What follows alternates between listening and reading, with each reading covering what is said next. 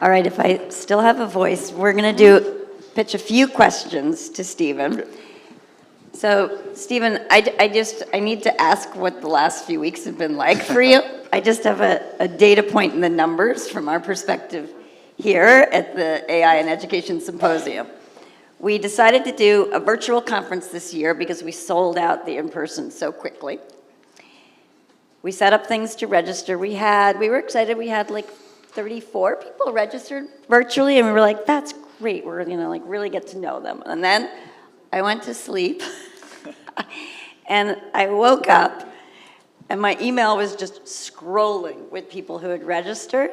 And by the end of 3 days, we went from 34 to 560. So what happened? Yeah, it's been a really crazy little stretch. I mean, the other anecdotal thing that I just heard from my old friend Rufus is that he was waiting in line to have breakfast this morning with his son, and he was convincing his son to maybe go to this thing, and was mentioning that NotebookLM was going to be there, and the people in front of him were talking about NotebookLM and playing an audio overview just randomly. So it's in the air right now. It's pretty insane. It's interesting because I think a couple things happen. The voice models are really good. The audio technology is really good. The way that the audio overview was designed, it was kind of a separate team at Labs that originally kind of did it, and then we integrated it into NotebookLM. The prompting that elicits that conversation is very powerful. But the other thing is, I think that most ordinary folks had not yet experienced an AI that was grounded in the sources that you gave it. Like that most people had just had an open-ended chat experience. And so the sense that you get when you listen to an audio overview, and because they're audio, they're shareable, and so it kind of went viral because of that. But that feeling of like, oh, this AI actually seems to be displaying some quite sophisticated knowledge, and most importantly, I think, the ability to find things that are interesting or surprising in your material. So, you know, people are out there trying to kind of give it the most boring or just bizarre material you can get, and the hosts are just incredibly good at finding, you know, some nugget of insight or a good story in whatever you give it. So I think that it's one of these technologies where like 3 or 4 things came together at a really nice time, and that's why we're seeing the adoption we are. And can we jump into why the product has gone viral? So it's actually gone viral among students quite a bit, and it's because, so imagine you're having to read a full chapter of like a really boring textbook, and instead what you do is you upload that textbook into NotebookLM, and it generates a podcast for you that's super engaging and interesting, and it outlines and actually like highlights all of the super interesting parts of it so that you can actually talk about that chapter in a really interactive and engaging way when you meet with your teacher or your friends. So I think that's one of the reasons why it's gone so viral. And so I'm curious to know, you know, if students are able to create a study guide, create an FAQ, you can create quizzes to quiz yourself on the content that you're actually uploading, and then also be able to, you know, listen to this super engaging podcast that you can listen to on your way to school instead of actually reading the text. How does that actually change the way that students are going to consume text versus consuming, let's say, an audio or image file that is easier to consume but perhaps isn't quite teaching them the right skill set? Yeah, there's so many interesting directions that this is going to go, I think. And this is happening across all of these AI. I mean, we've seen such amazing things all day here at this event. But on some level, the macro thing, I think the highest order thing that's happening is exploring information through conversation is really, you know, because that is true of the text interfaces as well as the audio interfaces and of audio overview. You know, one of the things that I do when I'm testing NotebookLM and new prompts and things like that is that I have a notebook that just has a full text of one of my books.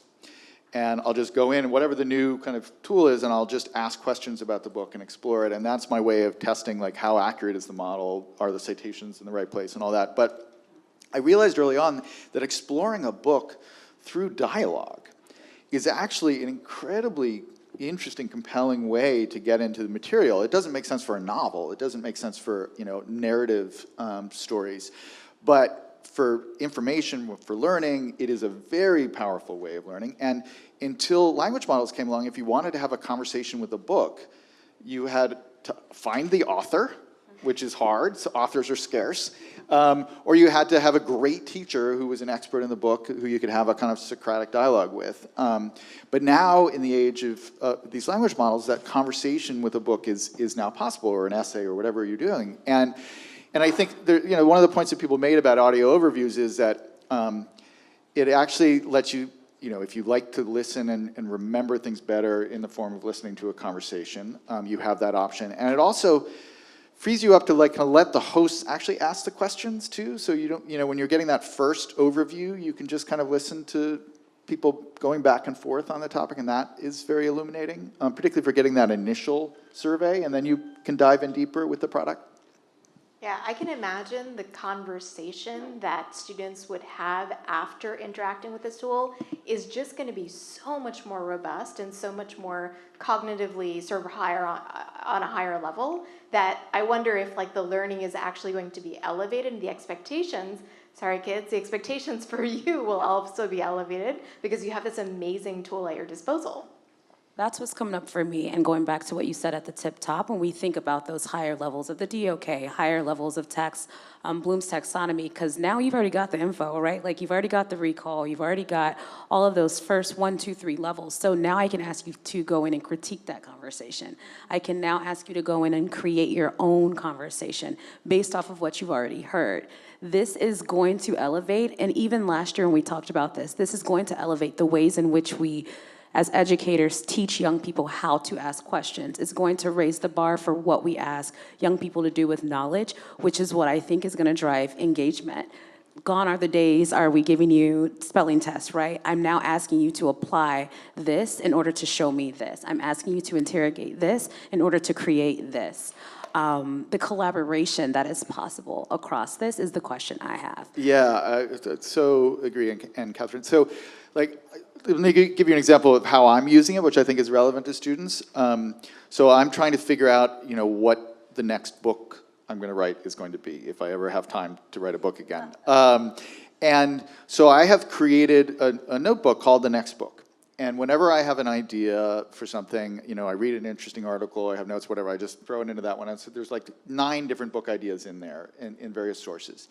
And what has started to happen is that I'm having this kind of improvisational brainstorming connection with the AI in that notebook, where I'll be like, hey, I was thinking last night about writing something about the anti-nuclear protests in the 60s and 70s. I uploaded a couple of articles here. What do you think? Is there book material there? What would be the good stories? And it's well, yeah, there was this really interesting story of something that happened in France, and I'm just capturing all of that. And then at the end of kind of a month, every now and then, I'll kind of gather all my notes, because you can save all your interesting responses from the model in a kind of note-taking area too. That's an important part I didn't even get to show you. And then I'll kind of summarize it, and I'll be okay, let's do a week in a month in review. What were the core ideas that we covered this month in this notebook? And it in 30 seconds, it creates this beautiful digest of all the ideas we covered. So thinking of it as that kind of companion, yes, it's kind of an interactive tutor on some level, but it's also just this kind of intellectual sparring partner where you can think out loud with something that has read all the important documents that you need to do your work as a student or as a writer or whatever you do. Stephen, I want to close with one question, and then we'll go to the students. Yep. And this question is to bring us back to one of our 3 themes for this symposium, and it's the theme of agile curriculum development, right? So one of the things at Mashdad is we work so hard to create learning experiences for adolescents that are agile and that are flexible, and that means cross-checking against fast, amazing. They are architectural, actually. Yeah. These competencies, these frameworks, and these new things that are happening with standards. We want to be able to hit the standards as they're changing and adapting and preparing students for the future. So let's talk about adding new sources, right? A whole new the ISTE technology standards, if we want to make sure we're doing something in there for future engineers. How does it work when you add new sources as they're coming up? This is one of the biggest pain points for curriculum Yeah, I mean, designers. literally, what you would do there, let's say we have that notebook where I created the Jane Jacobs thing, right? But it didn't have the ISTE standards in it. And so I would take the lesson plan that we created, I would actually turn that into its own source so that the original draft of it is there. And then I would just like upload the ISTE standards. And I would say, based on this new standard stock that I've just uploaded, ISTE, please suggest revisions or updates to the original lesson plan so that it's compatible with these new guidelines that I've just uploaded. And it will just go through and do a kind of like, almost like a suggested line edit, where it'll be like, well, this is pretty good. You probably should add something here. You should do this here. So it just will do that in 30 seconds. 30 seconds, okay? And- That kind of a move would take at least 3 months. Yeah, Three and people by trying the to way, figure it like, out to do it well. I think that one of the things that's really important is like the timeline notebook guide that I mentioned really briefly. Like, if you're an author or you're a teacher and you're trying to like figure out, okay, I want to make sure I have a chronology of all the events in this history class I'm teaching or something like that. Assembling a timeline is so laborious.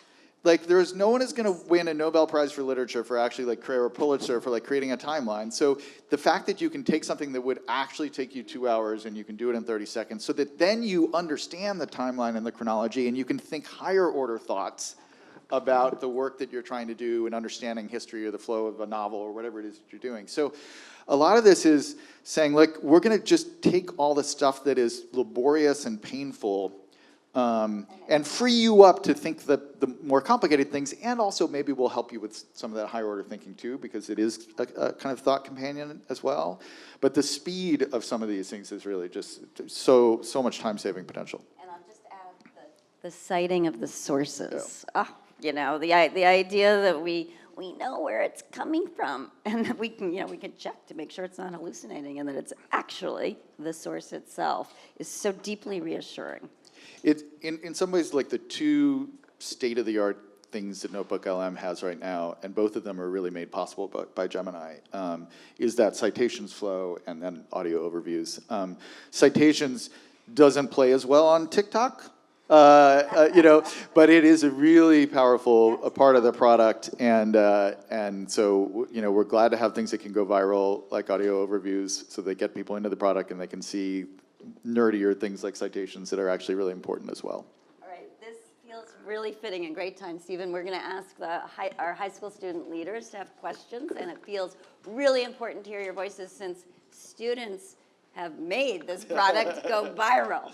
So Stephen, Yeah. Hello? can you Oh, yeah. Hi. My name is Alex. My question for the Google NotebookLM is, how does Google NotebookLM account for fraudulent sources or hallucinations? Yeah, it's an excellent question. You will find if you use NotebookLM that because of the way that we architected the source grounding and because of advancements in the underlying model of Gemini, which is just very good at factuality, that you will rarely see outright hallucinations, particularly in the text answers.